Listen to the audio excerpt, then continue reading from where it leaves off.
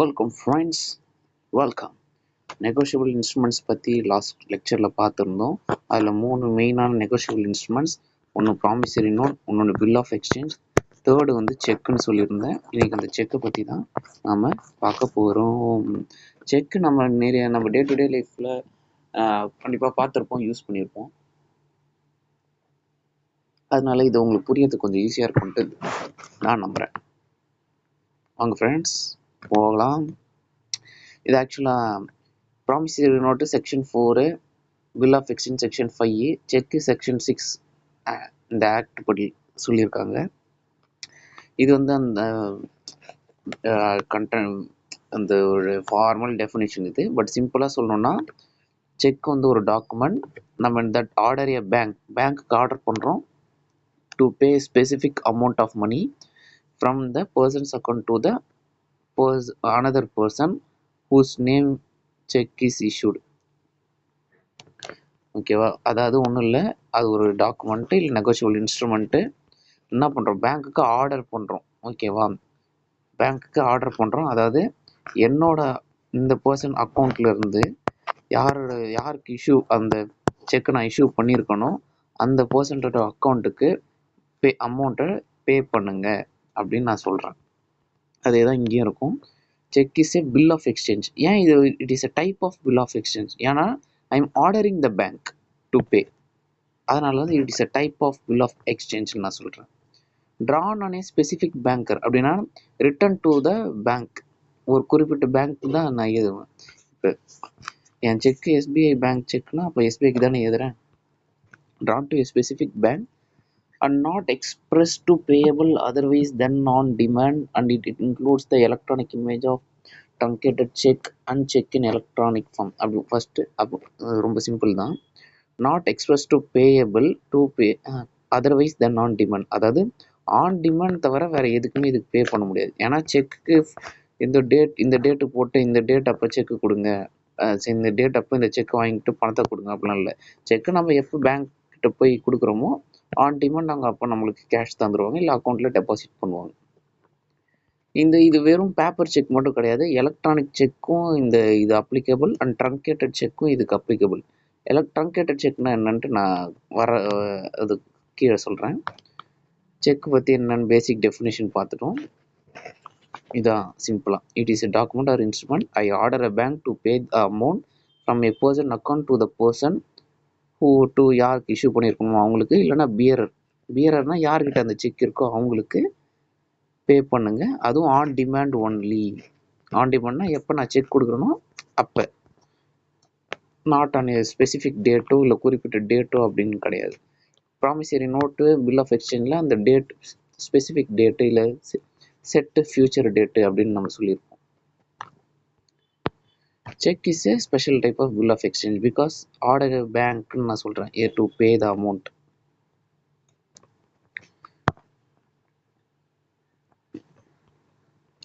அப்புறம் ஃபார்ம்ஸ், 2 விதமான செக்கு ஒன்று இருக்குது. ஒன்று ட்ரங்கேட்டட் செக், இன்னொன்று எலக்ட்ரானிக் செக். ட்ரங்கேட்டட் செக்னா ஒன்றும் இல்லைங்க, ஃபஸ்ட்டு இயர்லி முன்னாடிலாம் எப்படி இருக்குன்னா, இப்போ வந்து இவருக்கு செக்கு தராருன்னு வச்சுக்கோங்களேன். இவரோட பேங்க் வந்து ஹெச்டிஎஃப்சி பேங்க் செக் தான் தருவார் இவர்கிட்ட. ஆனால் இவரோட பேங்க் அக்கௌண்ட்டு எஸ்பிஐயில் இருக்குது. அப்போ என்ன ஆகும்னா, இவர் என்ன பண்ணுவார், சார் நான் மாற்றி சொல்லிட்டேன்னு நினைக்கிறேன். ஓகேவா? செக்கு கொடுத்தவரோட பேங்க் அக்கௌண்ட் எஸ்பிஐ. ஓகேவா? செக்கு வாங்கினவரோட பேங்க் அக்கௌண்ட் ஹெச்டிஎஃப்சி. இப்போ அவர்கிட்ட எஸ்பிஐ பேங்க் கொடுத்தவரோட செக் வந்து எஸ்பிஐ செக்கு. ஆனால் இவர் அக்கௌண்ட் எதில் வச்சுக்கிறாரு, ஹெச்டிஎஃப்சியில் தானே வச்சுருக்காரு அவர். அப்போ இவர் ஹெச்டிஎஃப்சி பேங்க் தான் போவார். ஹெச்டிஎஃப்சி பேங்க் போயிட்டாருன்னு வச்சுக்கோங்களேன், அந்த செக்கு வந்து இப்போ ஹெச்டிஎஃப்சி பேங்க் போயிடுச்சு. ஹெச்டிஎஃப்சியை எங்கே கொடுப்பாங்கன்னா கிளியரிங் ஹவுஸுக்கு கொடுப்பாங்க. கிளியரிங் ஹவுஸ் வந்து அது எந்த பேங்க்கோ அந்த எஸ்பிஐ பேங்க்கா, இவங்க தான் பணம் தரணுமா அப்படின்ட்டு எஸ்பிஐ பேங்க்கு அந்த செக் அனுப்புவாங்க. எஸ்பிஐ பேங்க் அதை வெரிஃபை பண்ணிவிட்டு பேமெண்ட் அப்ரூவல் பண்ணிவிடுவாங்க. அப்புறம் கிளியரிங் ஹவுஸ் மூலிமா அந்த பேமெண்ட் வந்து ஹெச்டிஎஃப்சி பேங்க்குக்கு போயிடும். கிளியரிங் ஹவுஸ்னால் ஒன்றும் இல்லை, it is a middle man between bank for cheque exchange payment settlement. 2 பேங்க்குக்கு நடுவில் ஒரு மிடில் மேன் மாதிரி இருப்பார். எதுக்காகனா mainly for cheque exchange payment செட்டில்மெண்ட்ஸ்க்காக. ஓகேவா? இவங்கெல்லாம் என்ன பண்ணுவாங்கன்னா இந்த இப்போ வந்து இவர் வெரிஃபை பண்ணிட்டார், எஸ்பிஐ வெரிஃபை பேமெண்ட் அப்ரூவல் பண்ணிட்டாங்கன்ட்டு இந்த ஸ்டேட்மெண்ட்டை செட்டில்மெண்ட்டை ரெக்கார்ட் பண்ணி வச்சுப்பாங்க கிளியரிங் ஹவுஸ். இது செக்கு ஆக்சுவலாக ட்ரான்ஸ்ஃபர் ஆகும், போயிட்டு கிளியரிங் ஹவுஸ் வந்து எஸ்பிஐ ட்ரான்ஸ்ஃபர் ஆகும். ஸோ இந்த மாதிரி அந்த செக்கு போயிட்டு வரத்துக்கு ரொம்ப டிலே ஆகும் ஏர்லியில்.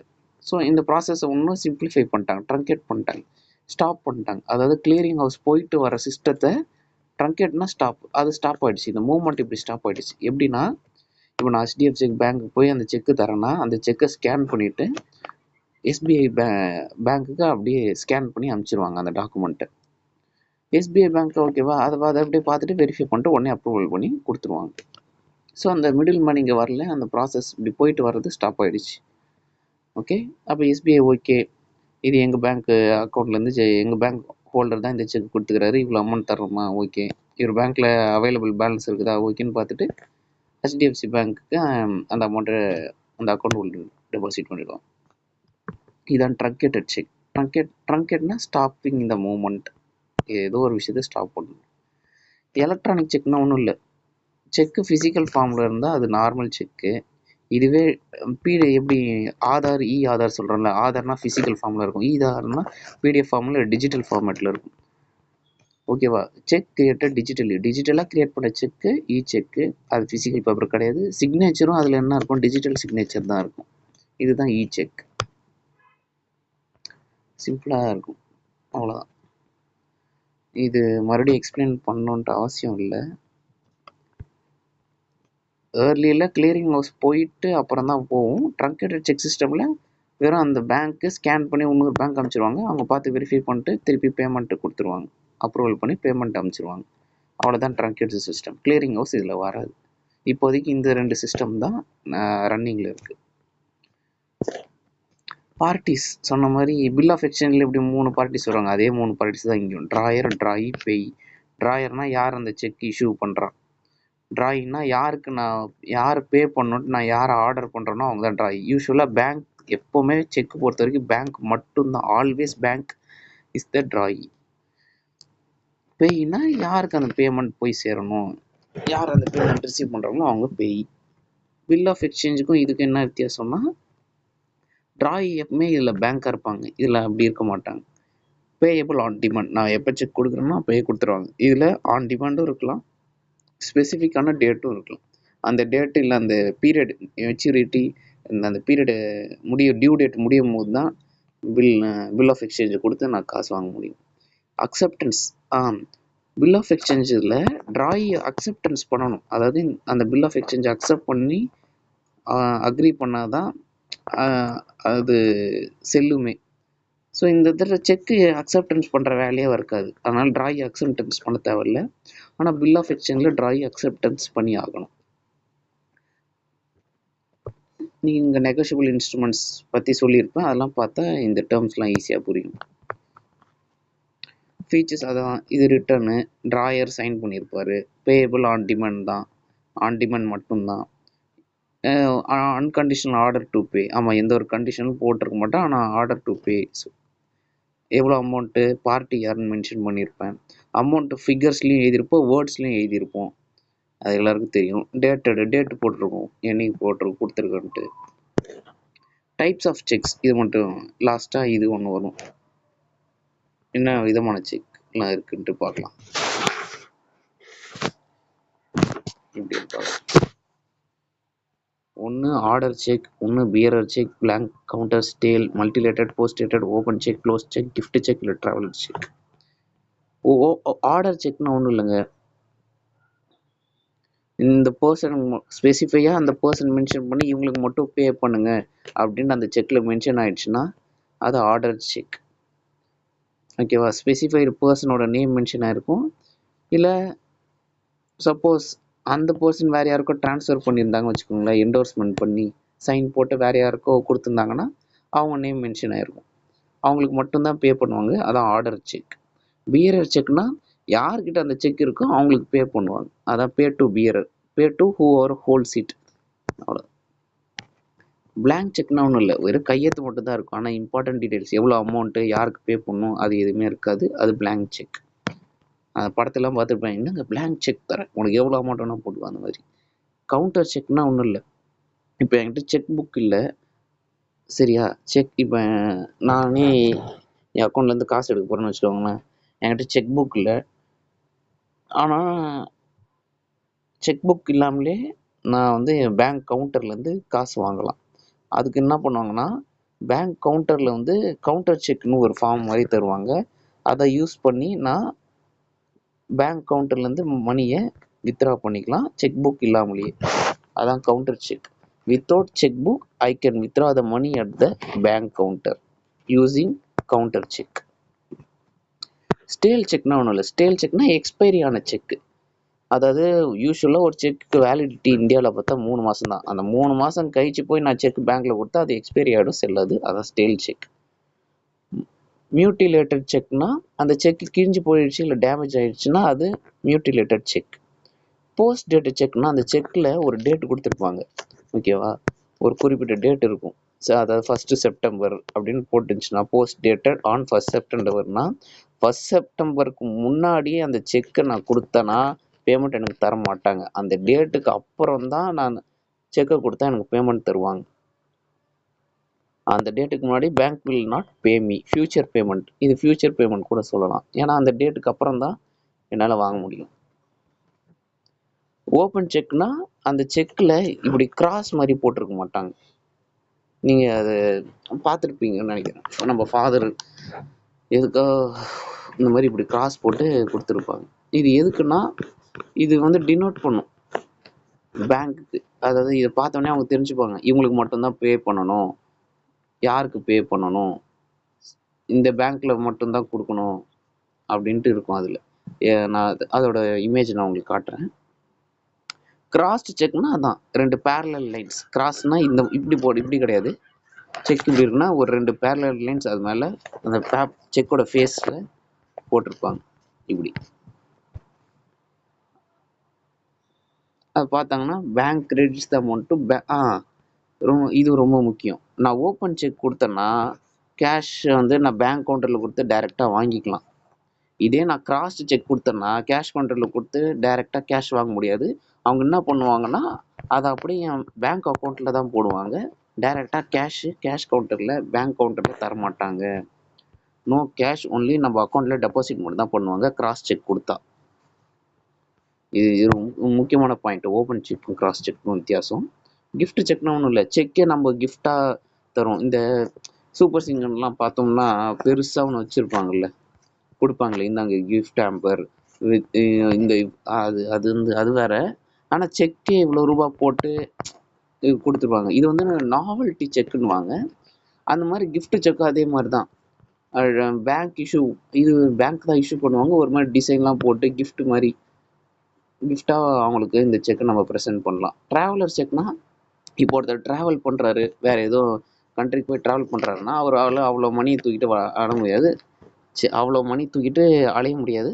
அதனால் அதுக்குன்னே ட்ராவலர் செக்குன்னே ஒன்று தனியாக இருக்கும். அது வேறு கண்ட்ரிக்கு போகும்போது ட்ராவல் பர்பஸ் அங்கே ஸ்பெண்ட் பண்ணும்போது அதை யூஸ் பண்ணுவாங்க. ஓகே. ஆர்டர் செக்னா அந்த ஸ்பெசிஃபைடு பர்சனோட நேமு இல்லை யாருக்கு சைன் என்டோர்ஸ் பண்ணி ட்ரான்ஸ்ஃபர் பண்ணியிருக்கணும் அவங்க நேம் மென்ஷன் ஆகிருக்கும், அவங்களுக்கு மட்டும்தான் பே பண்ணுவாங்க. பீரர் செக்னா யார் அதை வச்சுருக்காங்களோ அவங்களுக்கு. பிளாங்க் செக்னா வெறும் சைன் தான் போட்டிருக்கோம். கவுண்டர் செக்னா அதான் செக் புக் இல்லாமலே நான் கவுண்டர் செக் வந்து பேங்க் கிட்ட கொடுத்து அப்படியே காசு வாங்கிக்கலாம். ஸ்டேல் செக்னா எக்ஸ்பைரி ஆன செக்கு. மியூட்டிலேட்டட்னா கிழிஞ்சு போனால் டேமேஜ் ஆன செக்கு. போஸ்ட் டேட்டட் செக்னா அந்த டேட்டுக்கு முன்னாடி என்னால் செக்கு கொடுத்து காசு வாங்க முடியாது, டேட்டுக்கு அப்புறம் தான் வாங்க முடியும். ஓப்பன் செக்னா கிராஸ் போடாத செக்கு, அதில் வந்து நான் டைரெக்டாக பேங்க் கவுண்டரில் கொடுத்து கேஷ் வாங்கலாம். கிராஸ் செக்னா கிராஸ் பண்ண செக்கு, அதை கேஷாக எனக்கு கொடுக்க மாட்டாங்க, அக்கௌண்ட்டில் மட்டும்தான் டெபாசிட் பண்ணுவாங்க. இப்போ அந்த கிராஸ் சொன்ன இல்லைங்க, அந்த கிராஸ்லேயே டைப்ஸ் என்ன? கிராஸ்னா ஒன்றும் இல்லை, drawing 2 parallel lines across the face of the check. அந்த செக்கில் 2 parallel lines இப்படி போடுறோம். இதை வந்து கவுண்டரில் கொடுத்து நம்மளுக்கு காசு not paid over the counter, only must go through the bank account. நம்ம பணம் வந்து கவுண்டரில் காசு நம்மளுக்கு பே பண்ண மாட்டாங்க, நம்ம பேங்க் அக்கௌண்ட்டில் மட்டும்தான் இது போகும், ஓகேவா? அதாவது இந்த 2 லைனுக்கு என்ன அர்த்தம்னா, நான் வந்து பேங்க் கிட்ட சொல்றேன். அதாவது இது வந்து கேஷ் கவுண்டர்ல வந்து கேஷா குடுக்காதீங்க. பேங்க் அக்கவுண்ட்ல மட்டும் போய் டெபாசிட் பண்ணுங்க அப்படின்னு நான் சொல்றது. அப்படி அ அ அந்த 2 லைன் வருதுமா அப்படின்னா, இன்ஸ்ட்ரக்ட் பண்ண சொல்றேன் பேங்க் கிட்ட. அதான் அதுக்கு அர்த்தமே.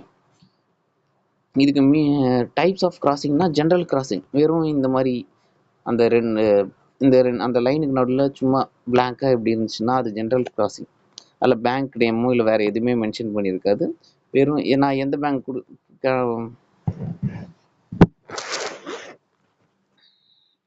எந்த பேங்க் அக்கௌண்ட்டில் வேணால் அதை டெபாசிட் பண்ணலாம். இதே ஸ்பெஷல் கிராசிங்னா போட்டிருப்பேன். அந்த பேங்க்கோட நேம் அந்த 2 லைனுக்குள்ளே போட்டிருக்கோம். அந்த பேங்க் அக்கௌண்ட்டில் மட்டும்தான் டெபாசிட் பண்ண முடியும். இன்னொன்று வந்து அக்கௌண்ட் பேய். அதாவது இந்த 2 லைன் நடுவில் அக்கௌண்ட் பேயின்னு எழுதியிருக்கோம். அந்த அக்கௌண்ட் பேய்னா யாருக்குன்னா அவங்களுக்கு மட்டும்தான் பே பண்ணுவாங்க. அக்கௌண்ட் பேயோட நேம் அந்த செக்கில் போட்டிருக்குல்ல, அவங்களோட அக்கௌண்ட்டுக்கு மட்டும்தான் அந்த அமௌண்ட்டு போய் டெபாசிட் ஆகும். அக்கௌண்ட் பேய்க்கு மட்டும் போய் டெபாசிட் பண்ணுங்க, இல்லை அவங்களுக்கு மட்டும் பே பண்ணுங்கன்னு நான் பேங்க் கிட்ட சொல்கிற மாதிரி. எக்ஸாம்பிள் நான் காட்டுறேன் பாருங்க. இங்கே பார்த்தா உங்களுக்கு தெரியும். அக்கௌண்ட் பேயின்னு போட்டிருக்கா, இதோ இதில் இதோ இந்த மாதிரி 2 கிராஸ் போட்டு அக்கௌண்ட் பேயின்னு போட்டிருக்கோம். அப்படின்னா ஒன்றும் இல்லை, அமௌண்ட் வந்து யார் கிரெடிட் ஆகும்னா அந்த பேயோட நேம் போட்டிருக்குல்ல, அவங்களோட அக்கௌண்ட்டில் மட்டும்தான் இது கிரெடிட் ஆகும் அப்படின்னு நான் சொல்கிறேன். நான் சொல்லுங்க, பேங்க் சொல்லுது, பேங்கிங்கோட ரூல்ஸ் சொல்லுது. செக்கு பொறுத்த வரைக்கும் அவ்வளோதாங்க. தேங்க்யூ. புரிஞ்சிருக்கும்னு நினைக்கிறேன். நன்றி, வணக்கம்.